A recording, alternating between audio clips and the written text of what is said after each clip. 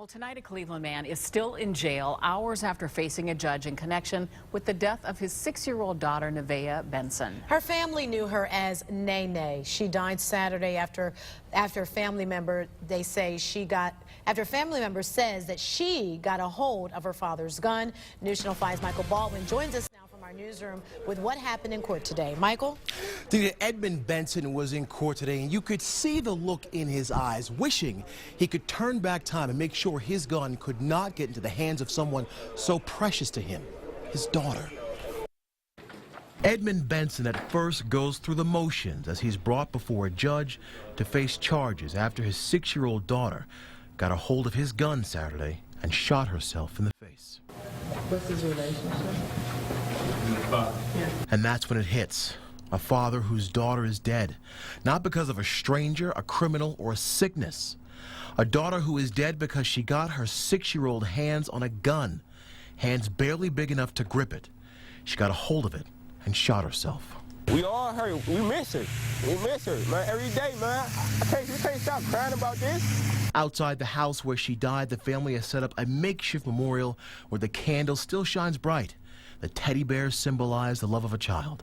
The family describes Nevaeh as a bright and awesome kid. Nene was a good girl. Good girl. She had such a huge heart. She cared about everybody. The first day I met her. Auntie. Nene wanted to be a boxer when she grew up, but sadly she lost her fight this past Saturday. The family said she went upstairs to grab something for her sister, and she never made it back down. We didn't hear no gunshots. Y'all gotta believe it. It was no gun sound. It was none. All we heard was somebody fall on the floor. We ran upstairs. First, her daddy ran upstairs, and he started screaming and help, help, help, and we all ran upstairs. Edmund was not supposed to have a gun because of previous felony convictions. We understand Benson is still in jail on a $10,000 bond. We did not see a new court date for him.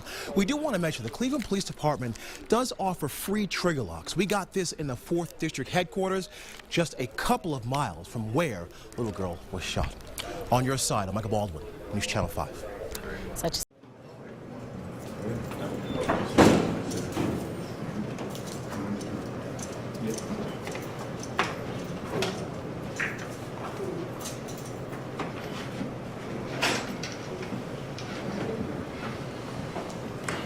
All right.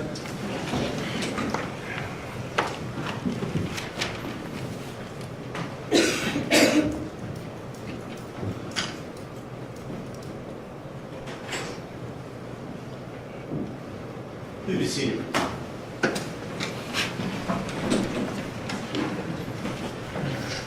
All right, let's go on the record. We are here in open court. It's the court's criminal docket, case 618342, entitled State of Ohio versus George C. Brinkman.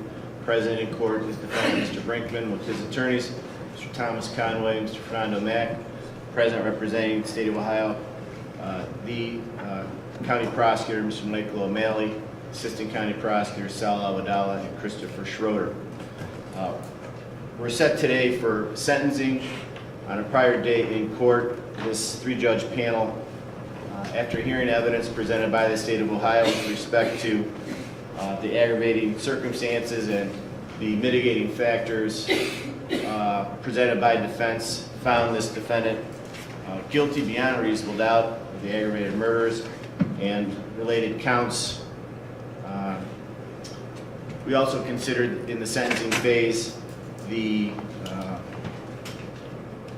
necessary factors with respect to the death penalty, and now we're ready to proceed with the sentencing hearing. Have the victims' representatives speak. We'll start with the state of Ohio. Thank you, Your Honor. Your Honor, State of Ohio versus George Brinkman, case 618342. Here on June 10, 2017, trust and familiarity turned into treachery, torture, and unspeakable violence when George Brinkman decided to murder Suzanne and her 2 daughters, Taylor and Kylie.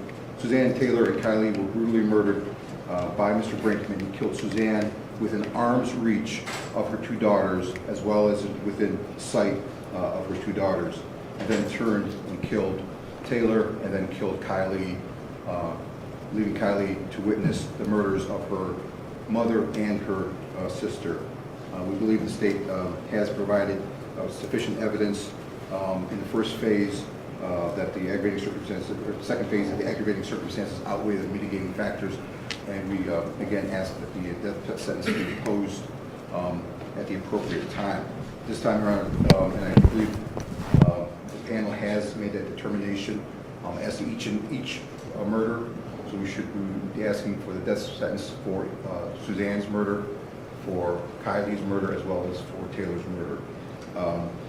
At this time, Your Honor, if the court will allow and I know the court has made a determination already that the aggravating circumstances do outweigh the mitigating factors, having deliberated on a prior date. But at this time, we ask that the panel hear from the father of the two daughters, Taylor and Kylie. That would be Brian Pfeiffer. Yes.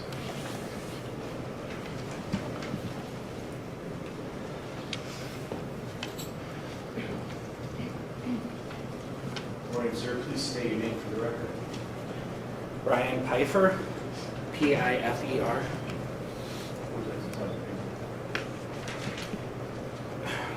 Your Honors, my name's Brian Pfeiffer. I am, and forever will be, Taylor and Kylie's dad. For nearly a year and a half now, I've been attending all of these pretrial hearings, reading all of the motions filed by the defendant, each arguing that he has specific rights. He has a right to representation. He has a right to postpone the trial so his attorneys can be adequately prepared. He has a right to hire an expert witness to argue some form of mitigation. He has a right to not have anyone talk to him while he's in prison in case he says anything he shouldn't say. We even had to hear how he needed a haircut. But today I'm asking you honorable judges to be the voices for the rights taken by Mr. George Brinkman Jr.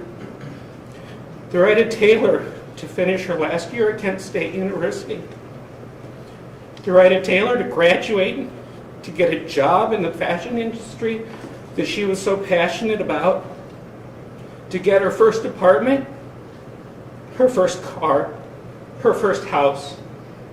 Taylor's right to get married, to have children, to celebrate the holidays.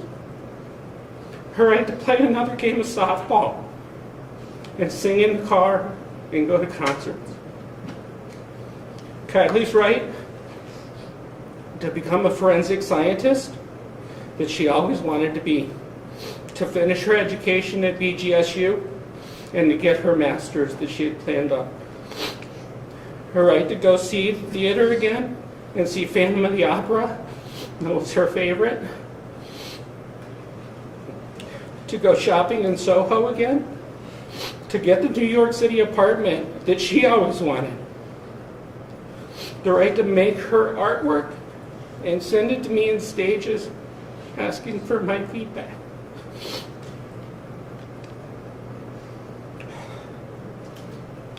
The right to sing with her sister in the car and correct her on the lyrics to the songs.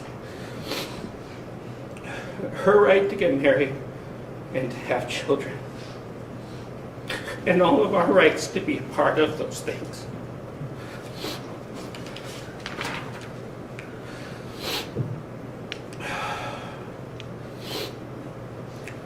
The rhetoric used by the defense in the entire second half of these proceedings was meant to diminish the impact of the crimes, referring to them as a situation, an event, an incident. That is not accepting responsibility for what you have done. The reality is that George Brinkman Jr.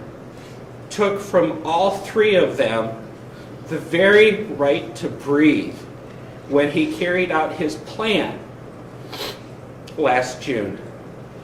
When he brutally murdered Taylor, Kylie, and Suzanne. When he bound them murdering them one by one. He didn't show any mercy.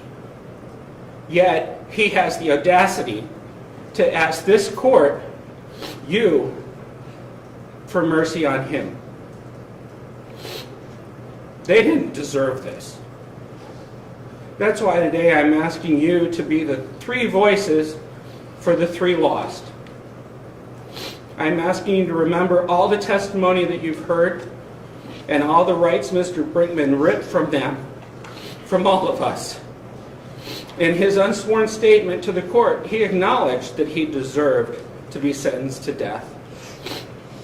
The simple question before this panel, at least in my simple mind, is this: would the world be a better place without George Brinkman Jr. in it? I believe, as does the whole family, that the resounding answer to that is yes. Thank you. Thank you, Your Honor. Your Honor, at this time, Your Honor, Suzanne Taylor's mother, Ms. Marsha Taylor, would like to address the panel. Go ahead. Yes. And she is going to be brought up to the podium, and Ms. Kennedy from our office, from our victim advocate office, will be reading the statement. Thank you.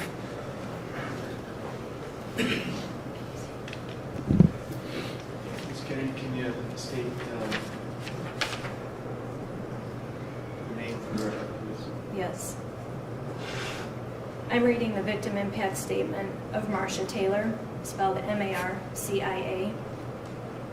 She is the mother of Suzanne Taylor, grandmother of Taylor Pfeiffer and Kylie Pfeiffer.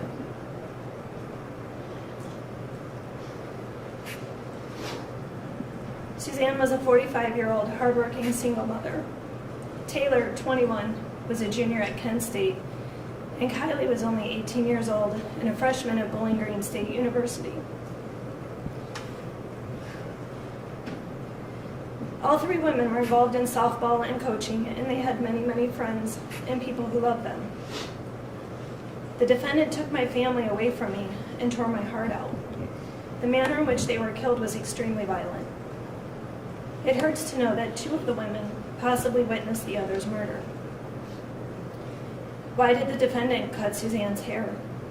What made him go from a friend to a cold-blooded murderer? So many questions go unanswered.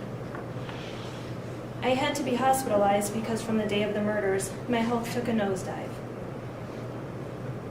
I have post-traumatic stress syndrome, major depression, and I'm not able to sleep or eat well. I'm under the care of a psychiatrist. I'll never ever get over it. If I didn't have my son, Ken, there would be no reason to live. I'm heartbroken. In closing, I believe the defendant should get the death penalty. It's only fair that his life be taken, as he cut short the lives of Suzanne, Taylor, and Kylie. Thank you. Thank you.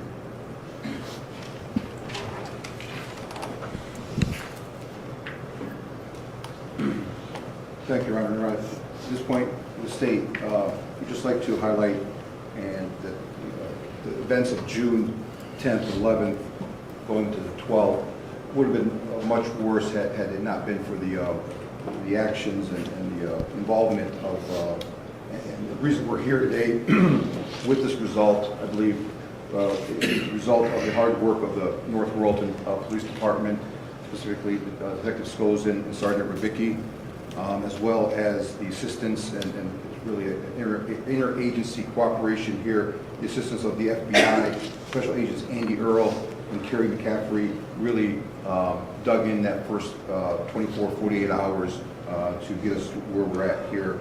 With the assistance from BCI, Justin Soroka, and of course the technical expert assistance from our own Cuyahoga County Medical Examiner's Office and Regional Crime Lab, Dr. Andrea McCollum, Dr. Butt, Kerry Bauscher, Lisa Propesny from the Trace Department. And finally, Your Honor, I'd like to thank my colleagues, Dan Cleary, Kevin Brinkman, Chris Schroeder, as well as our county prosecutor for giving us the resources to allow us to pursue this case. Thank you very much. All right,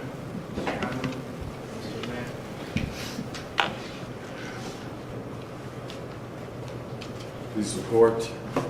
Mr. Brinkman is not going to speak this morning. And with all due respect, we're asking the court to reconsider your sentence and impose a sentence of life without the possibility of parole. For all the reasons previously stated during our closing arguments and mitigation phase, we still believe that the aggravating circumstances do not outweigh the mitigating factors presented to this court.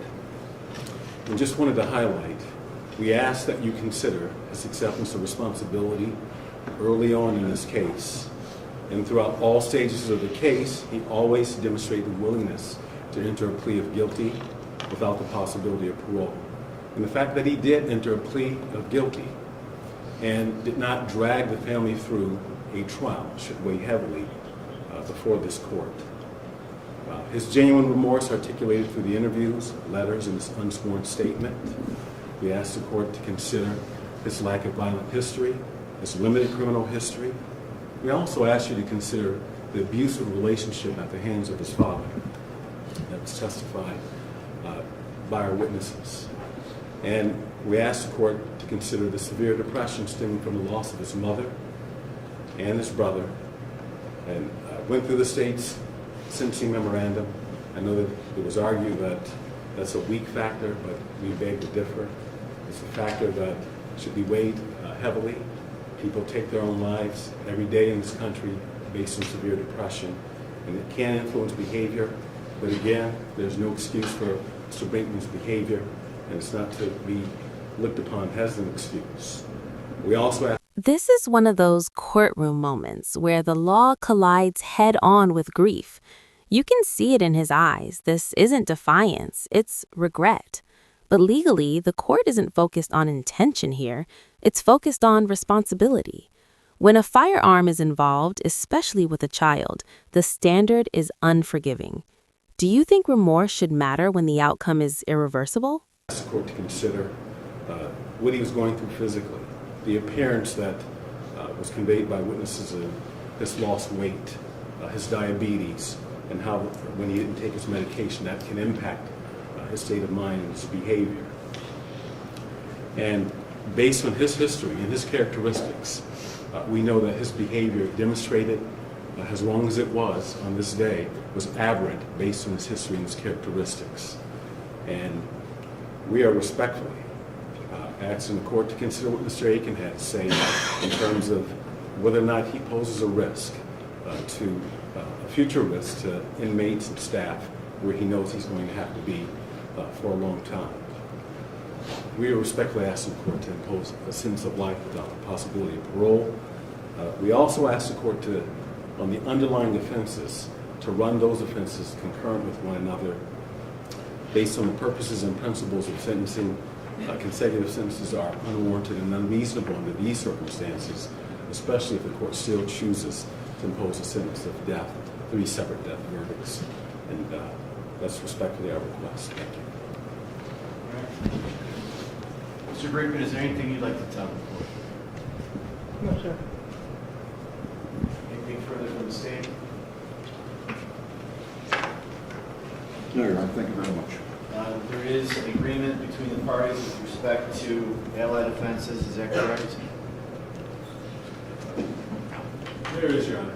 We agree with what's articulated in the sentencing memorandum. So count 1, aggravated murder, the victim being Suzanne Taylor, and count 2, aggravated murder, are allied to merge. Is that correct, Mr. Schroeder? Yes, Your Honor. The state elects. We will have to proceed to sentencing on count 1. And with respect to count 3 and count 4, aggravated murder, with respect to the victim Taylor Lynn Pfeiffer. Those will both merge as well, Your Honor, and we will like to proceed on count 3. And counts 5 and 6, aggravated murder, with respect to the victim Kylie Elizabeth Pfeiffer. Those 2 counts will merge as well, Your Honors, and we will like to proceed on count 5. Any other issues of allied offenses? No, Your Honor. Is there any objection to that from the defense? No, Your Honor. First of all, on behalf of this panel, we'd like to extend our sincere condolences to the family members who are here, who have been present and active throughout this entire very long, and as I heard, often frustrating process. Our laws are made to protect the rights of those accused, and we have sworn an oath, everyone, the attorneys, the judges, to protect those rights. And that's often cold comfort to the victims' family members who have lost a member of their family forever. And all those efforts defense makes protecting the rights of the defendant just fall on deaf ears and are often upsetting to the family members. We understand that. We appreciate how you've acted throughout these proceedings, and we understand your feelings. And it's every case in which an innocent person loses their life is always senseless. There's never any sense to it. And there will never be any sense found in it or any good reason for it. And all the law can do is what the legislature has allowed us to do. And we have considered all these factors. We have made specific findings beyond a reasonable doubt that this defendant is the principal offender in the aggravated murder, that the aggravated circumstances outweigh the mitigating factors. And pursuant to the revised code section 2929.03, we do hereby impose the death penalty in count 1, count 3, and count 5 for those aggravated murders. No sentence will be imposed in count 2, 4, or 6 pursuant to the allied offenses agreed to by the parties. The remaining underlying allegations, the court has considered all the principles and purposes of felony sentencing, all the appropriate recidivism and sentencing standards as required by our sentencing statutes. Also, I have considered specifically whether or not consecutive prison sentences are appropriate. Hereby I do find that the facts and circumstances surrounding these brutal murders carried out with pre-calculation and design, and the underlying offenses that are part and parcel of this plan require consecutive sentences. It is necessary to protect our community and to punish this defendant. Consecutive sentences are not disproportionate to the harm that was caused in this matter. That the harm is so great or unusual, a single term does not adequately reflect the seriousness of this defendant's conduct. So the court's going to impose the following sentences. In count 7, aggravated burglary, it's a felony of the first degree, 11 years in a correctional institution. In count 8, it's kidnapping. With respect to victim Suzanne Taylor, it's a felony of the first degree, 11 years in a correctional institution. In count 11, which is gross abuse of a corpse, with respect to victim Suzanne Taylor, 12 months in a correctional institution, that's a felony of the fifth degree. In count 9, kidnapping. With respect to victim Taylor Lynn Pfeiffer, 11 years in a correctional institution for that felony of the first degree. In count 12, a gross abuse of a corpse. With respect to victim Taylor Lynn Pfeiffer, 12 months in a correctional institution. In count 10, kidnapping. With respect to victim Kylie Elizabeth Pfeiffer, felony of the first degree, 11 years in a correctional institution. In count 13, gross abuse of a corpse. With respect to victim Kylie Elizabeth Pfeiffer, 12 months in a correctional institution. Sentence will run consecutive to each other. Count 7, consecutive to 8, 9, 10, 11, 12, and 13. 47 years in Lorraine Correctional Institution.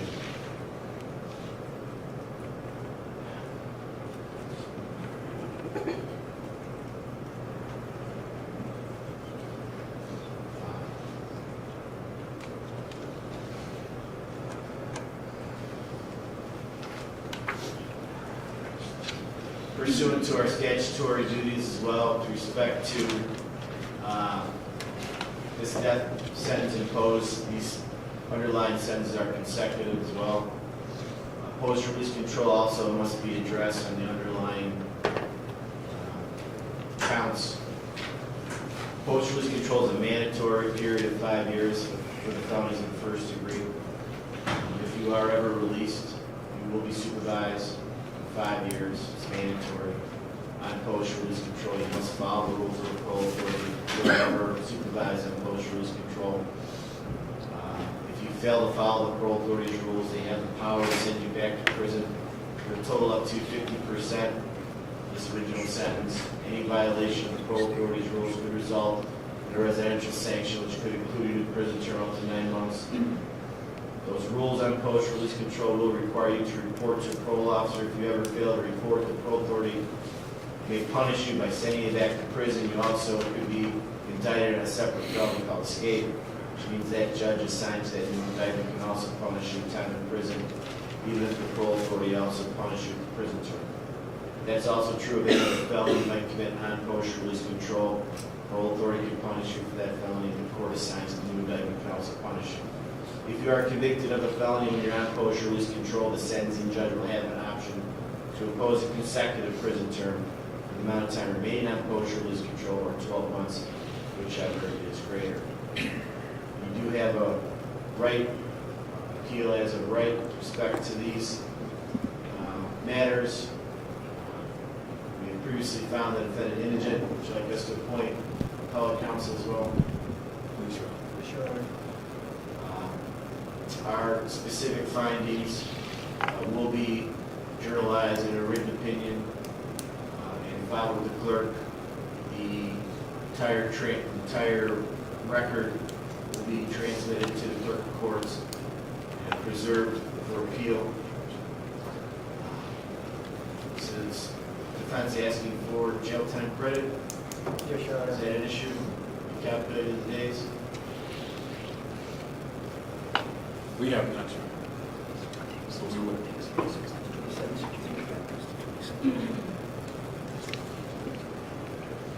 Could I have one moment, Your Honor? I'll do that now. We're also imposing court costs. Prosecute court costs this matter. You may be required to do community work service therefore as well. The court will assign an attorney to provide a transcript at the state's expense for the appeal.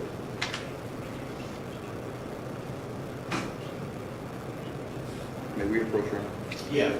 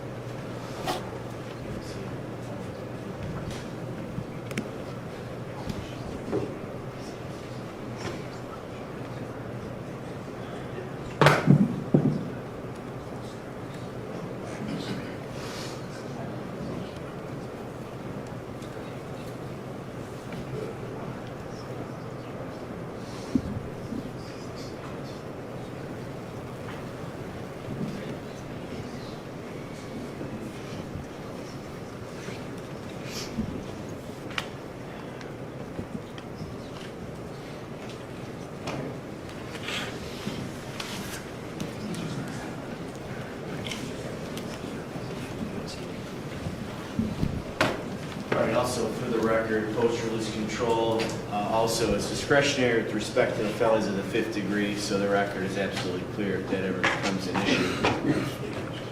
3 years discretionary post-release control on the F5s, mandatory 5 years post-release control on the F1s. State of Ohio also has a final request.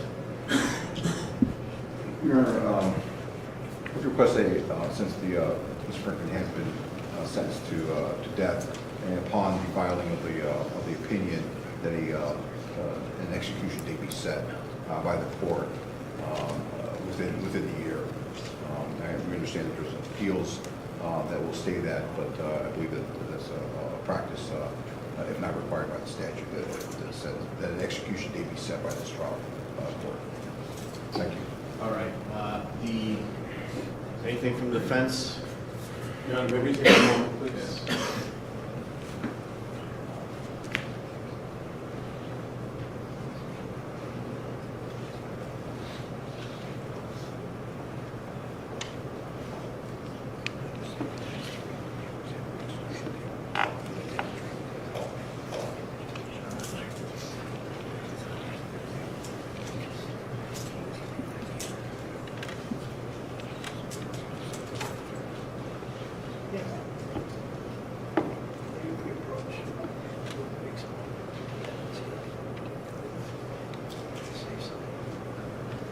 Your Honor, may we approach? Yes.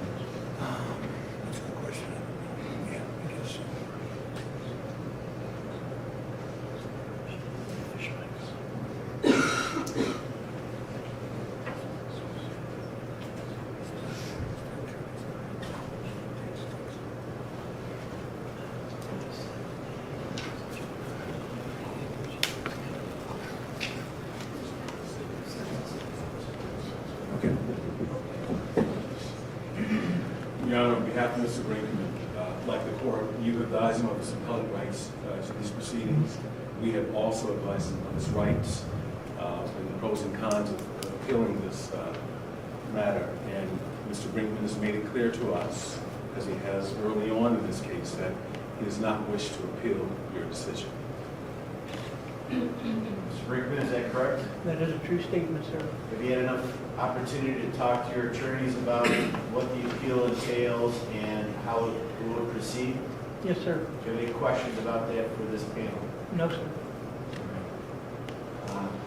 Pursuant to our statutory duty at this point, and having considered what defendant's wishes are, the court is going to appoint appellate counsel so that if there is any possibility of this defendant wishing to pursue specific issues that may occur to a counsel, we will appoint the State Public Defender's Office and another attorney with respect to an appeal.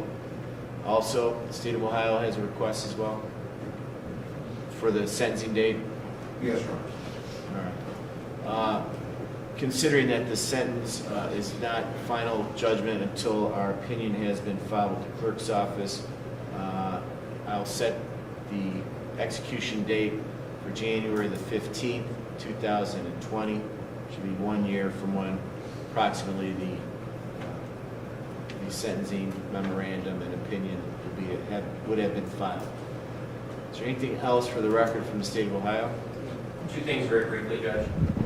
Number one, from the date of the defendant's arrest, I believe he is entitled to 564 days of jail time credit, so we'd ask the court to award him that amount. And number two, there was one consecutive sentencing finding that I believe the court did not make, and that was that consecutive sentences are not disproportionate to the danger the offender poses to the public, so we just asked the court to make that finding as well. All right. If I didn't say that, I thought I did indicate that, that the consecutive sentences aren't just proportionate to what happened, and it's also not just proportionate to the danger he does pose. That's correct. I appreciate that. Incorporating all the facts that this panel has heard. The court will grant 564 days jail time credit pursuant to law. Is there anything else for the record from the state? No, Your Honor. From defense? No, Your Honor. All right, defense, you may. All right.